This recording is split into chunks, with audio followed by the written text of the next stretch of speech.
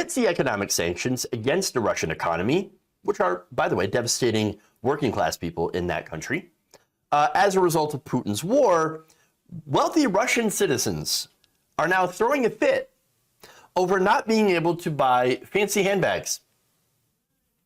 Oh, sad. So now, first I want to go to Russian model Victoria Bonya. I'm going to show you a video here where she's basically, and this is in front of her 9.3 million Instagram followers, well, it's this video of her is basically her destroying her fancy Chanel handbag worth several $1,000s. Take a look. I have to say, if Chanel House does not respect their clients, why do we have to respect Chanel House?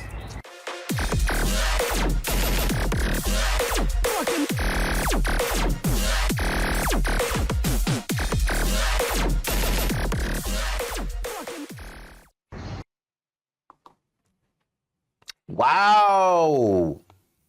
Now, Bonya is just one of several Russian influencers who have filmed themselves cutting up their Chanel handbags in protest after being banned from buying goods from the French luxury brand. After closing its stores in Russia, Chanel stopped selling its products to people outside Russia who were intending to take them into Russia. Now, a move that has prompted several Russian influencers and socialites to accuse the brand of Russophobia. Ah, yes, Russophobia. That's exactly what it is. It's Russophobia, yes, oh yes. Now, look, that's not to say that there haven't been crazy weirdo sanctions or weirdo things that companies or brands that have done that makes you think, how is that going to affect Putin? It's not. For example, Russian cats were banned from competing in a cat show because they're Russian. What does that have to? What does that have to do with anything? They're cats. They're not bombing Ukraine. They're not flying the MiGs that are bombing Ukrainians right now. They have no control or influence over what Putin does. And so, look, and again, there are examples of some weirdo virtue signaling from companies that are doing some stuff, right? And understand they're, of course, doing it as a show of solidarity to Ukraine, and that's fine. But again, that's not really going to do much. It's not really going to help, all right? Because at the end of the day, we do have to remember that the Russian people, the average Russian person, is not our enemy. Now, the Russian government under Vladimir Putin is. And sadly, unfortunately, Putin has some pretty high support. Whether or not that's because Putin can literally just arrest you or kill you because he's an authoritarian, well, okay, that might make the polls swing in your favor a little bit. That said, there are a lot of brave Russians that are protesting against this war. And so those people need to be, you need to give them credit, is what I'm saying. And so they deserve all the credit in the world for standing up against Putin, when, of course, doing so could mean that you could basically disappear. And so, now, that said, rich Russian kids, they're not part of that group, as you can see. Now, I have another video here. This time, this is TV host and actor Marina Ermishkina, who has 299,000 followers on Instagram. Here's what she did in her video. Уважение к себе. Я против русофобии, и я против бренда, который поддерживает русофобию. И хотя я давно за осознанное потребление, бывают исключения. Если за Шанель нужно продать родину, то такая Шанель мне не нужна.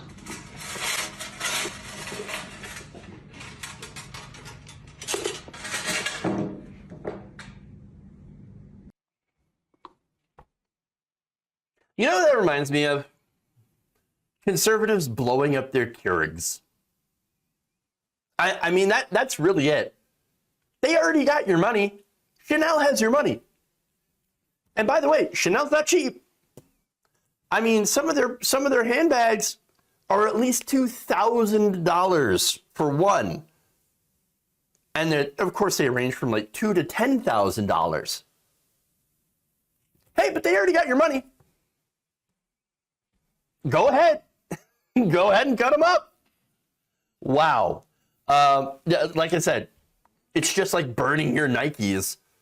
It makes no sense. But here's what she said, by the way. And this is, I'm going to translate that from Russian. I believe that's what she said. Not a single bag, not a single thing is worth my love for my motherland, she wrote in a caption. It's not worth my respect for myself. I am against Russophobia. There we are again. I am against a brand that supports Russophobia. Chanel is just an accessory that at some point decided to humiliate people, my compatriots, decided to discriminate against people on the basis of nationality, which I will not tolerate. After all, the main thing is principles, and not what is in your hands, but what is inside you.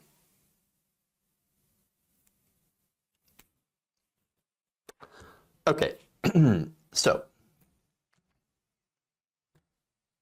let me give you my thoughts on this one.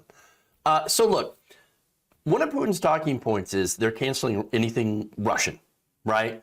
They're canceling Russian culture. They're canceling Russia. They're doing these things. Now, again, to go back, I disagree with some of the bans, right? Some of the cultural bans. Because again, I don't think Russian culture is at all what's bad or what's going on. No, what's going on is the attempted cancellation, if you will, of Ukraine. Again, Putin himself has said the biggest issue, the biggest problem was the dissolution of the Soviet Empire, which Ukraine was a part of until the 1990s. So Putin wants to go in and cancel Ukraine. That's what's going on here. And so, yes, the pushback against Russia and Russians is a result of that, as a result of the outrage of what's going on in Ukraine right now, a war that could have absolutely been avoided. There's more. DJ Katya Guseva, who has 587,000 Instagram followers, said she was following Ermashkina's lead when she had also cut up her black Chanel handbag with scissors. Quote, I had always dreamed that a Chanel handbag would appear in my wardrobe. And it happened last year. But after I learned about the brand's policy towards Russians, I decided to remove these bags from my daily life until the situation changes. I am against Russophobia. I am against a brand which supports Russophobia and discrimination against women based on nationality. We Russian girls are beautiful, whether we have a Chanel bag or not. While they're talking about Russophobia, and I'm not saying that that doesn't exist in some capacity, you realize that right now, your government is doing war crimes. And look, I'm saying this as somebody who calls out U.S. war crimes. And I understand that our government doesn't really have that much of a leg to stand on when it comes to calling out war crimes. Well, that's why you have to call them out where you see them, no matter what government's doing them. In this case, you have the Russian government that has been doing war crimes. People are dying, people have been killed, civilians, and yet you have these rich Russian Karens that are worried about a handbag. I'm sorry, get some fucking perspective. Understand, okay, these are rich, spoiled kids, okay?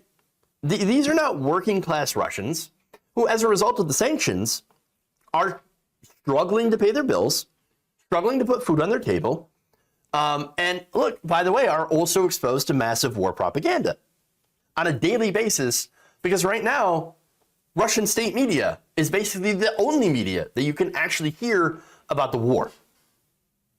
And so that actually does kind of remind me a little bit about what Americans had faced during the Iraq War. Now remember, you had nonstop corporate media propaganda that was supporting that war, about how that war is good. And of course, you had working class people in the United States saying, okay, I guess, whatever. Does Russia, or I'm sorry, does Saddam have weapons of mass destruction? I don't know, I guess. I mean, that's what the news media keeps saying. And so I understand that there's a propaganda issue as well in America. That said, right, getting back to the rich kids, they're not struggling. Their biggest concern right now is that they can't buy a Chanel bag. Chanel is being mean to me. Daddy, please do something. They're being Russophobic by not selling me a $2,000 handbag. People are dying. Maybe, get the fuck over it. Or better yet, look, Russia is run by oligarchs. Yeah, again, that's something that kind of have in common with the United States. We also have our own oligarchs, although they're called entrepreneurs or self-made businessmen, job creators in this country. But look, oligarchs have a little bit more direct control than they do here in the United States. And so I'm wondering if maybe these oligarchs might get a little tired of their kids bugging them for Chanel bags. And might tell Putin, hey, look, this whole Ukraine thing didn't really work out very well. Maybe you ought to not do that. Maybe you ought to make some peace. Because our kids won't shut the fuck up about these handbags. And I really, really do not want to have my yacht taken. I have no problem with sanctions against rich people. And so I think it's great. Go after the oligarchs' yachts. I love it. Go after their apartments. Go after their, by the way, some of the newest sanctions targeted Vladimir Putin's daughters. Totally fine. 100% fine with that. Because they're going to survive. They're going to be fine. Just a little bit inconvenienced. And maybe that inconvenience might be enough to end this horrible war. And if you want to call me Russia-phobic for supporting sanctions against wealthy elite Russians, then I don't really care. Please do. Because I know that I actually do care about average working class people. Whether it be in Russia, China, Iran, anywhere there are working class people. Because these working class people do not have any power. They don't have the influence. But guess what the rich people do? The oligarchs do. The children of the oligarchs do. So by all means, yes, keep going after and putting the financial screws to these rich Russian brats and Karens and their $4,000 handbags. Please do. Until this war is over.